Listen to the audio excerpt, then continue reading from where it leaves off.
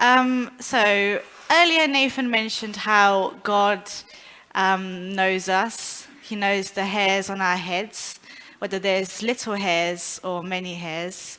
And now we're going to look at how God created us and how God made us wonderful. So I don't know if you've ever taken time to look at one of your fingers and seen your fingerprints. It's the amazing thing is that every single person in this world has a different fingerprint. And there's about 8 billion people in this world. And each and every person has a different fingerprint, different DNA. And even twins. We've got twins, hello.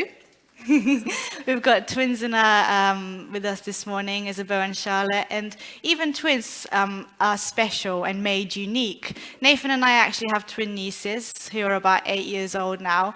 And it's funny seeing them grow up and how mostly strangers don't ever recognize them, which one's which.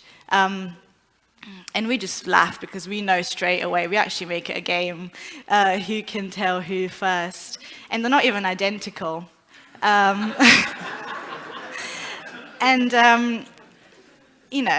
the point is that even twins are unique.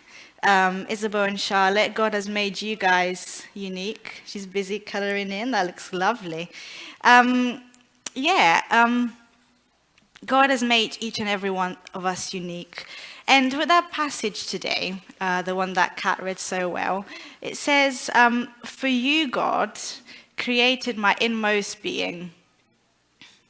You knit me together in my mother's womb." We were all created by God individually. We were not mass-produced or cloned like stormtroopers. We were actually handmade with God's very own hands. Therefore, nobody can be a mistake. Nobody. Nobody could possibly be an accident because each and every one of us are handmade by God who created this universe. He made us out of an abundance of his love, and he really, really, really wants to be in a relationship with each and every one of us. So, okay, we've been created by God, but sometimes how shops and factories can have defected products, things that get chucked in the bin that are wrong. Sometimes I think we can feel like this. And so listen, if you feel like this, then listen to this next bit of our reading. "I praise you, God, because I am fearfully and wonderfully made. Your works are wonderful. I know that full well." We were not just created, full stop. We were created wonderful by God because he is wonderful. Therefore, we are wonderful. Mike Pilavachi, who some of you might know from Soul Survivor, said, "If you don't know who you are, then find out whose you are." God is truly amazing, as some of us, I'm sure, would testify. And because you are made in his image, you are amazing as well.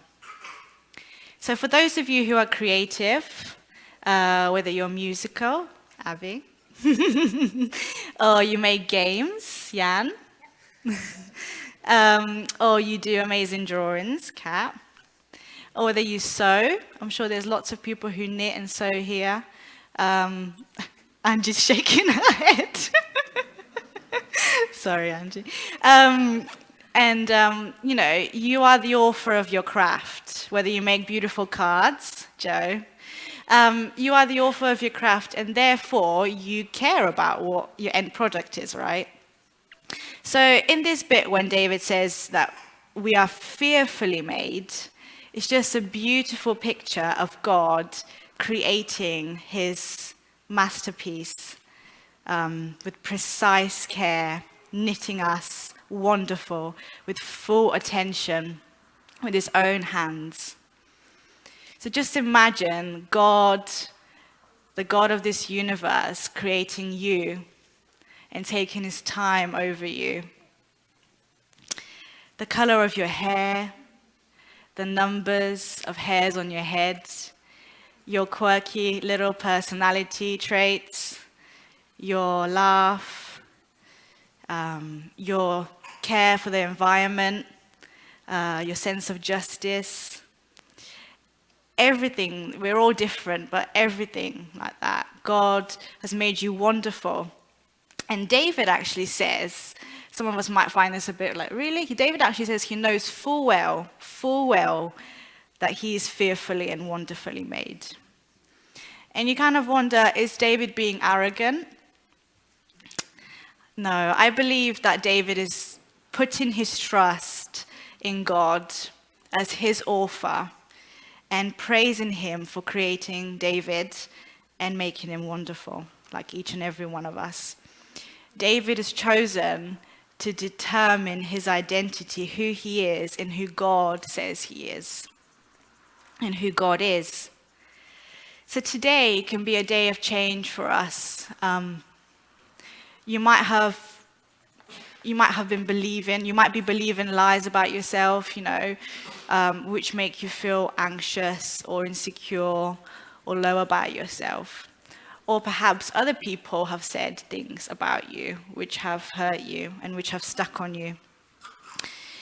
It might be that you're ugly, or that you're not good enough, or that you're better than your brother or sister, that you're not clever enough, that nobody loves you, that you don't belong, that you're a mistake, that you should be ashamed of yourself. Well, I'm here today on this Mother's Day to tell you that these are lies. Let today be the day where you say no to them through God's help. You see, in order for these lies to affect us, we have to actually believe them to some extent. And we just kind of ask, why do we do that? Why do we waste our life, our happiness, our peace agreeing with these lies? Well, I think it's a lot got to do with it is that we don't actually know the truth about who we are, at least in our hearts. We don't know it. And we doubt as well, all of us do. And we say, really? Really me? Am I really created by God and wonderful? You don't know what goes on in my head. You don't know what people have said to me. You don't know how I feel. And I thought that actually my looks or my popularity or how fashionable I am or my qualifications or my job and my success, my likes on Instagram, I thought these things made me who I am, and I thought these things created me. Well, in my own life, I can admit that I have struggled with shame. And through the help of counseling and Jesus, I've realized that shame can stick on us like a chewing gum, and it's just nasty. And sometimes when we go through difficult things, or sometimes when we do wrong things or other people wrong us, we can be left just ashamed. We can believe lies. We can be wounded. We can wear these things like a heavy rucksack on our shoulders. And that's why Jesus came. I can testify that Jesus has absolutely changed my life. He is real to me. He's absolutely just turned it from rubbish and stuck in pain and shame to alive. And Jesus came because he really was desperate to take on the stuff that we were carrying, our shame, our wrongdoings, this world's wrongdoings, our pain, all of that stuff that basically just kills us.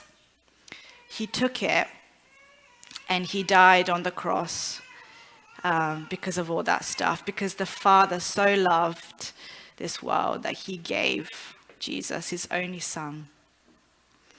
And that scripture carries on, whoever believes in him will live and not perish. And the amazing thing is that Jesus, when he died, he didn't stay dead. He didn't stay in the grave. He rose again. He is alive right now. He took on that stuff. He buried it. But he is alive. And we're going to be rejoicing about that over Easter. And so anybody, he's inviting anybody to say yes to him, to turn away from that old stuff and to say yes to him with open arms of love. Yeah. So if that's you today, if you haven't said yes to Jesus, and you know that it's time to come into his arms, time to turn away from that old stuff and say yes to him, you have that chance today. There's no day like today. There is no day like today. So speak to either anybody from the front or prayer team at the end who will be around this area. Yeah, we'd love to pray with you. Okay, so I'm just going to end with this. When God created the universe, and we think about the amazing stars we see in the sky, the sun, the moon, when he created all of the galaxies and all of their amazing wonder, he said, they're very good, they're good. And then when he created you, he said, you're very good. He loves you, he made you, and he made you very, very wonderful. Okay, so I don't know how you guys are doing with your crafts. They're not finished. Sorry. Well, if you just like to pause for a minute, is that okay? Please. We're going to do something together to help us remember this. And I've called it, well, actually, I didn't call it. I stole it from somewhere. The shield of truth, right? So, kids, would you mind pausing and coming up to help me, please?